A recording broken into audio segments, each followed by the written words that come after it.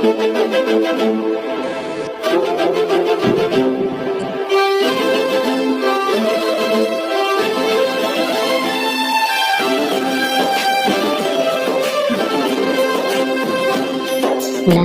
arai-arai yang dituduh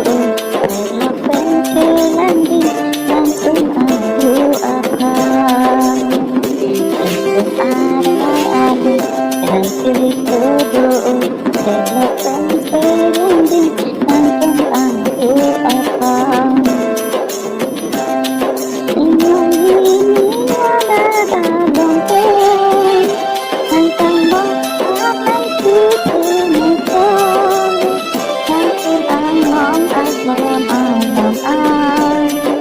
untuk ini hari lagi langsung arai-arai dengan kudu terlepas landing langsung aku akan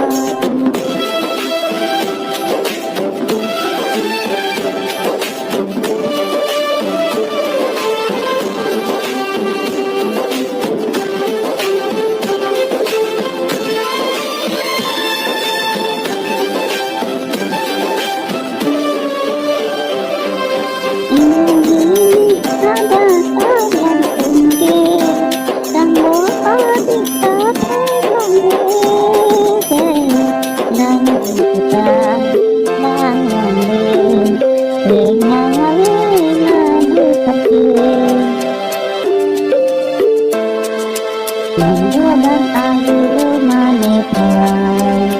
warna sedikit mengerti minum disini lama-lama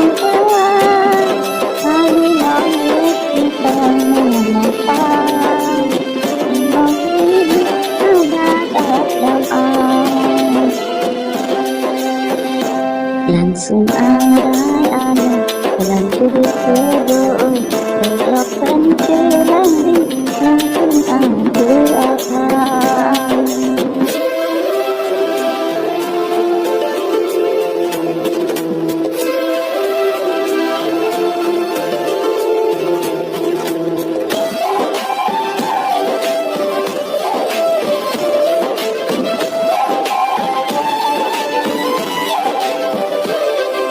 imam ini ada langsung